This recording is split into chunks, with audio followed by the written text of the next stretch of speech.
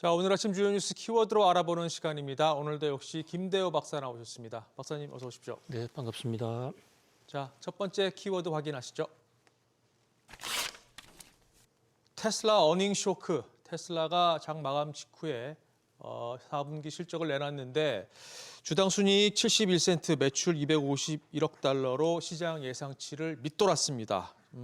예상됐던 부분이죠. 어떻게 보셨습니까, 박사님? 네, 지금 미국 뉴욕 증시에서는 지난해 4분기 실적이 잇따라 발표되고 있습니다. 실적에 따라서 주가도 일희일비하고 있는데요.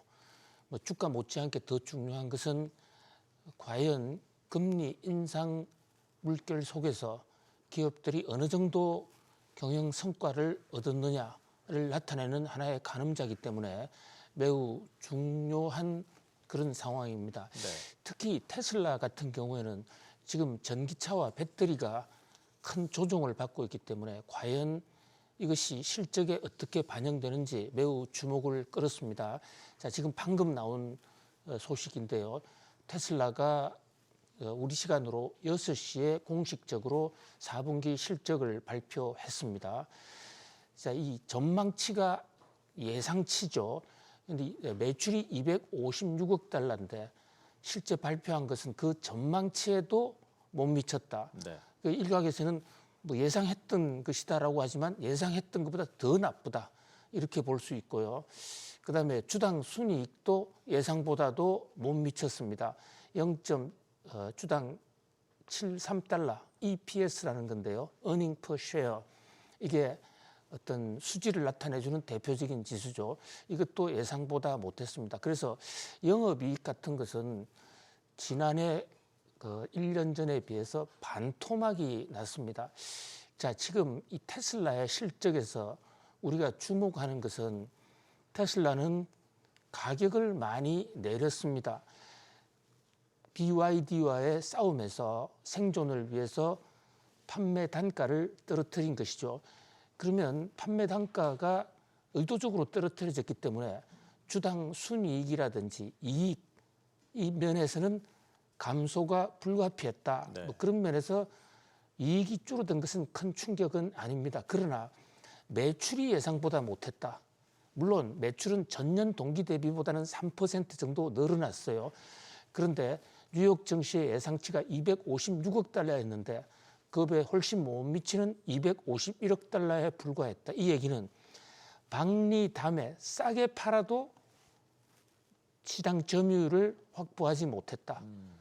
그러니까 싸게 팔고 돈은 더 못 벌고 시장 점유율은 떨어지는 그러니까 세 가지가 모두 악재가 됐다라는 얘기거든요.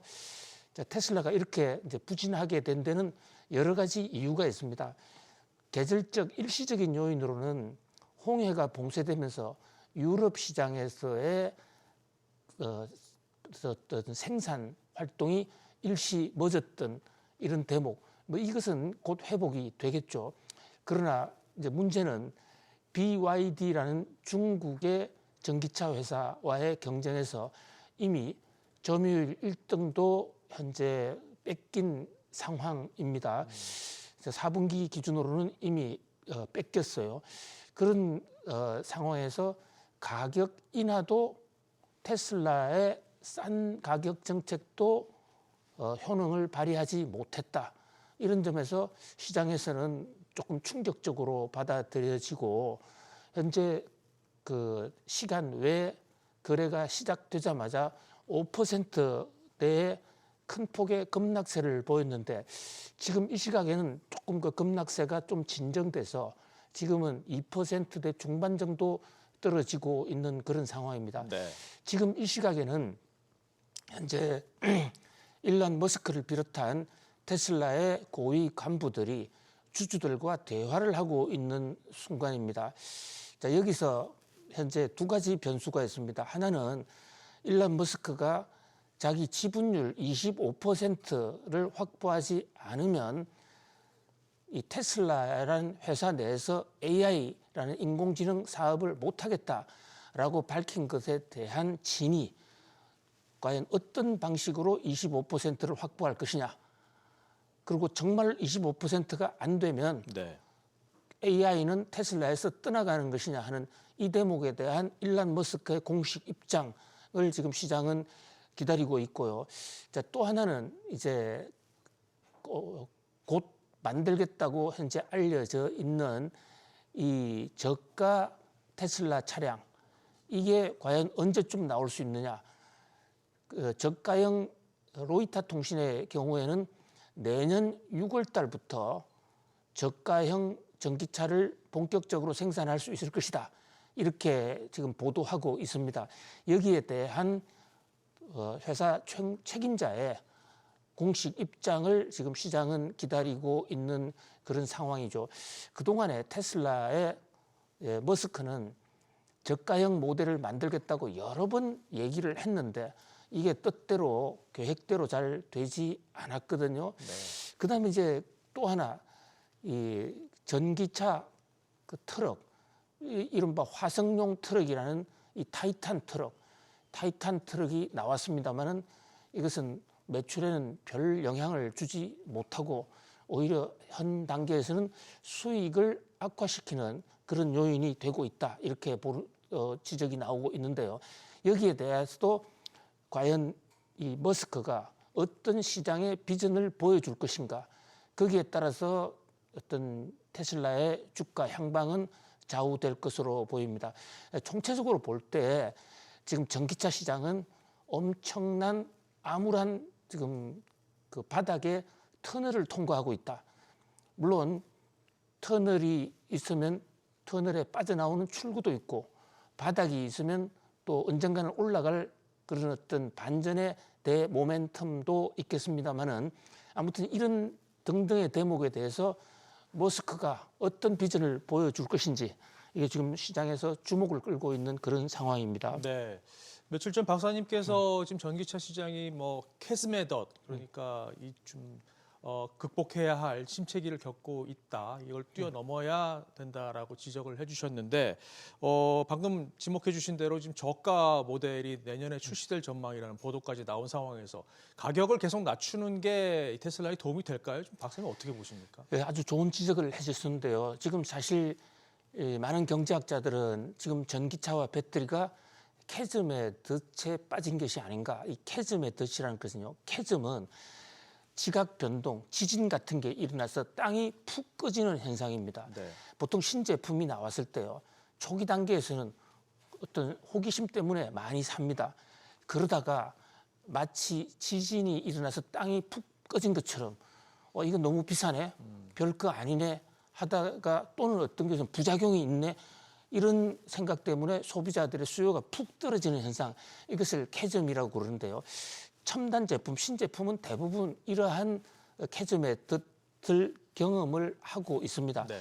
그런데 이것을 잘 극복하면 오히려 대중화가 되는 또 좋은 계기가 될 수도 있거든요. 네. 여기서 제일 중요한 것은 기술 혁신이고 성능 개선인데 어떤 방향의 기술 혁신이냐. 그 전기차 자체의 기술도 문제지만 소비자들이 원하는 형태로의 기술, 특히 지금 어떤 중고차 가격이 떨어지고 있는 가운데다가 수리비가 엄청나게 비싸게 먹히는 또 충전소 확보, 이런 것들이 캐즘의 덫을 벗어나는 데에 중대한 하나의 관건이 될 수 있을 것으로 보입니다. 단순한 가격 인하만으로는, 가격 인하도 한 방법이 됩니다만, 그러나 가격 인하로만 따지면 중국 그 기업들이 훨씬 더 공격적으로 가격 인하를 할 수가 있거든요. 네. 그런 면에서 가격 인하와 더불어서 소비자들이 원하는 방향으로서의 성능 개선을 위한 기술 혁신, 이것이 캐즘의 덫을 벗어나는 요체다, 이렇게 볼 수 있겠습니다. 그렇군요. 자, 계속해서 다음 뉴스 키워드 보시죠. 트럼프 2연승. 자, 트럼프 전 대통령이 아이오와주에 이어서 뉴햄프셔에서도 승리를 거두면서 대세론을 굳히는 모습입니다. 이렇게 되면 이제 바이든 대통령과의 리턴 매치가 성사될 가능성이 커졌는데 경선 초반에 대선 구도가 정리가 되는 느낌입니다. 예, 뉴햄프셔의 법칙이라는 것을 소개해 드린 적이 있는데요. 네. 두 번째로 당내 경선을 하는 곳이 바로 뉴햄프셔입니다. 첫 번째가 아이오와지 않습니까? 그래서 아이오와에서 1등을 한 사람은 그동안에 1990년대 이후에 단 한 번도 뉴햄프셔에서 1등을 하지 못했습니다. 네. 그러니까 다시 요약해서 말씀드리면 아이오와와 뉴햄프셔에서 연 2승을 달성한 후보는 없다. 뭐 그런 각도에서도 이번에는 헤일리 후보가 좀 선전하지 않겠는가 했습니다만 그러나 트럼프가 압승을 했습니다. 자, CNN 보도는 놀라운 속도로 공화당의 경선판을 거의 정리했다. 이제 상황이 거의 끝나간다. 이런 얘기입니다. 네. 현직 대통령이 아닌 경우에도 초반 2연승을 한 것은 공화당 역사상 처음이다. 사실 현직 대통령이 출마했을 때는 미국의 경우에는 대통령의 연임 선거는 아예 당내 경선이 의미가 없는 것이거든요. 네. 그러니까 사실상 이번에 그 현직 대통령이 아닌 상태에서는 트럼프가 2연승을 한 것은 처음이고 워싱턴 포스트도 경선이 거의 다 끝난 것 같아. 바이든 대통령도 이제 뭐 상대는 트럼프로 정해졌다. 이렇게 주장하고 있습니다. 물론 헤일리 후보 아직은 뭐 패배를 시인하거나 대선에서의 후보 사퇴 가능성을 일축하고 있습니다. 아직 끝나지 않았다. 네. 그리고 이제 한 달 후에 사우스캐롤라이나 주에서 이 투표가 이게 선거 인단이 굉장히 크거든요. 상당히 큰 주입니다. 이 사우스캐롤라이나가 바로 니키 헤일리가 태어난 곳이고 니키 헤일리가 주지사까지도 한 곳입니다. 그때까지는 가겠다 이러고 있습니다. 그런데 그 사이에 네바다 예비 경선이 있어요. 네. 네바다 예비 경선에서는 니키 헤일리는 아예 출마조차 안 했습니다. 등록도 안 했죠. 예. 그러니까 한 표도 못 얻게 되고 결국은 트럼프의 압승이 예상된다. 그러면 뭐 헤일리의 고집으로 사우스캐롤라이나까지 갈 수는 있겠지만은 공화당의 대선 후보는 사실상 결정이 됐다. 자, 그런 면에서 우리는 이제 트럼프의 당선 가능성에 무게를 둔 이른바 플랜 B 이것을 좀 심각하게 짜야 될 것으로 보입니다. 네. 특히 트럼프 대통령이 앞으로 당선이 되면 제47대 대통령으로서 어떤 일을 하겠다라는 내용을 어젠다 47에 지금 계속 올리고 있거든요. 네. 여기에 매일 좀 들어가 보면서 그 중에 중요한 얘기가 있으면 또 시청자 여러분들에게 즉각 그 업데이트된 상황을 보고를 해 올리겠습니다. 네. 자, 다음 뉴스 키워드 보시죠.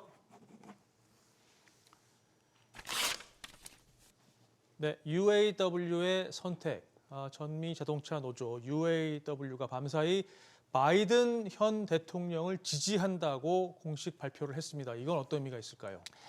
예, 또 하나의 미국 대선의 관전 포인트가 바로 이 자동차 쪽에서 특히 UAW라는 전미 자동차 노조가 과연 누구를 지지하느냐가 주목을 끌었습니다. 왜냐하면요, 이 자동차가 바로 미국에서 녹슨 벨트, 그러니까 산업이 이제 고도화가 되면서 한물간 산업들, 그런 자동차, 철강 이런 쪽에 노조원들이 많이 있는 것이고 또 이것이 스윙 보트라고 그래서 스윙 스테이트라고 그랬어요. 여야의 지지율이 굉장히 비슷한 6개 주, 거기에 자동차 노조가 뿌리를 내리고 있거든요. 네. 따라서 이 UAW의 지지가 대선 판도에 영향을 줄 것이다. 상당히 큰 영향을 줄 것이다 해서 바이든 측과 또 트럼프 양측이 엄청나게 공을 들여왔습니다. 특히 바이든 대통령 같은 경우에는 현직 대통령으로서는 데모용 확성기 폰까지 들고 다니면서 그렇죠. 대통령이 노조 운동을 지지합니다라는 아주 그 구애 활동을 열심히 했죠. 네. 근데 트럼프가 당선되는 것을 사실상 당선을 확정지은 뉴햄퍼셔의 2연승 직후에 UAW라는 미국 자동차 노조, 이 UAW는 단순히 자동차 노조만이 아니에요. 움직이는 모든 곳의 노조라고 볼 수 있습니다. 미국의 그 산별 노조 중에서 제2위의 영향력을 갖고 있는 특히 스윙 스테이트에서 막강한 영향력을 갖고 있습니다. 그런 면에서 바이든 대통령은 상당히 원군을 얻었다 이렇게 볼 수가 있는데요. 바이든 대통령의 이제 그 적극적인 구애가 효과를 발휘했다라고 할 수 있지만 그러나 노조가 지지했다고 해서 스윙 스테이트의 표가 완전히 올 수 있다. 이런 것은 아직은 판단이 좀 시기상조고요. 네. 특히 트럼프 대통령은 아예 전기차 자체를 없애버림으로써 일자리를 보호하겠다라는 이런 정책들이 과연 어떻게 네. 먹혀 들어갈지 좀 앞으로 두고 볼 그런 어떤 관전 포인트라고 할 수 있겠습니다. 알겠습니다. 자, 다음 뉴스 키워드 보시죠. 홍콩 자산 몰수. 이번 달 하반기부터 중국 법원이 홍콩 내 사유 재산을 강제 집행할 수 있게 됩니다. 이 얘기는 즉 압류, 몰수, 동결 같은 명령이 중국 본토 법원에서 나올 수 있다는 얘기인데 중국 이런 결정이 나오면서 홍콩 증시에는 또 다른 악재가 등장한 것으로 보입니다. 어떻게 보십니까? 그렇습니다. 우리 홍콩 H 지수에 목을 건 한국 투자자들도 적지 않습니다. 이른바 ELS의 그 자산이 과연 반토막이 또는 반토막 이상으로 나느냐 아니면 원금을 보장할 수 있느냐도 홍콩 H 지수에 달려 있는데요. 네. 자, 중국 본토 법원에서 아주 홍콩의 자산을 압류할 수 있다는 아주 충격적인 그런 이 조례 시행령이 통과가 됐습니다. 네. 지금 홍콩은 사실상 일국 이체제 그래서 중국으로의 편입은 됐습니다만은 그래서 자본주의 경제 체제는 그대로 유지해 준다라는 중국과 영국의 합의하에 홍콩이 반환이 된 거예요. 아직도 그 50년의 유예 기간은 여전히 진행이 되고 있는데요. 따라서 홍콩은 홍콩의 법원이 있고 중국은 중국의 법원이 있습니다. 그런데 이번에 홍콩 법의 조례에서 홍콩 법원의 판결과 중국 법원의 판결이 다를 경우에 중국 판결을 우선시한다라는 이런 조례를 집어넣은 겁니다. 네. 그러면 중국 정부에서 상위 법인 베이징 당국에서 홍콩의 사유재산을 몰수한다. 지금 홍콩은 사유재산을 인정하고 중국은 원칙적으로 사유재산을 인정하지 않는 그런 일국 이체제 아닙니까? 그렇죠. 그런데 이제 이번 판결은 사실상 홍콩이 완전 흡수된다. 자, 그렇다면 홍콩에 나와 있던 외국인 자산가들로서는 그야말로 홍콩 엑소더스를 할 것이 아니냐. 그 여파로 홍콩 주가도 더 떨어지는 것이 아닌가 이런 불안감이 정폭이 되고 있는 상황입니다. 네, 위태위태한 홍콩의 모습입니다. 자, 마지막 뉴스 키워드 보시죠. 인민은행 지진율. 어제 인민은행이 드디어 경기부양책을 내놨습니다. 은행 지급 준비율을 0.5%포인트 인하한다고 발표했는데요. 자, 이런 돈 풀기가 효과가 있을까요? 중국 인민은행이 지불 준비율을 낮추겠다. 아직 낮춘 건 아닙니다. 다음 달부터 낮추겠다라고 전격적으로 발표를 했는데요. 네. 지급 준비율이라는 것은 은행이 예금 들어오는 중에 나중에 갑자기 인출 요구가 있을 때를 대비해서 그 예금 중에 일정 금액을 중앙은행인 인민은행에 재예치하는 겁니다. 네. 그런데 그 지준율을 낮추면 시중은행들 입장에서는 중앙은행에 예치하지 않아도 되는 돈이 좀 더 생기기 때문에 그걸 가지고 대출을 할 수 있다. 이래서 흔히 통화량을 증가시키는 주요 수단 중에 하나인데요. 문제는 지금 중국 경기가 이렇게 침체해 있는 상황에서 지급 준비율을 낮춰준다고 하더라도 그 돈이 생산적인 곳으로 과연 갈 수가 있을 것인가. 그런 면에서 사실은 경제학자들은 지급 준비율 정책은 이미 사장된 효과가 별로 없는 정책이다. 따라서 제일 중요한 것은 금리다. 실제로 우리나라나 미국 같은 이런 선진국들에서는 지급 준비율 정책을 통화 정책의 수단으로 쓰고 있지 않습니다. 네. 사실상 기준금리가 제일 중요한 것이죠. 그러나 중국 입장에서는 지금 기준금리를 내리자니 위 하나 가치가 떨어져서 또 충격이 올 수 있다. 이런 어떤 제한된 선택 속에서 경기 부양 쪽으로의 선택을 했는데요. 물론 정시는 일단 단기적으로 환호하고 있기는 합니다. 그러나 과연 지급 준비율을 낮추는 그 낡은 방식의 경기 부양 정책으로 얼마만한 효과가 있을지 결국 시장은 본격적인 금리 인하를 기대하고 있다. 이렇게 볼 수 있겠습니다. 그렇군요. 자, 지켜봐야겠습니다. 오늘 짚어본 뉴스키워 다시 한번 보실까요? 테슬라 어닝 쇼크, 트럼프 2연승, UAW의 선택, 홍콩 자산 몰수, 그리고 인민은행 지준율까지 짚어봤습니다. 박사님 오늘도 도움 말씀 고맙습니다. 감사합니다.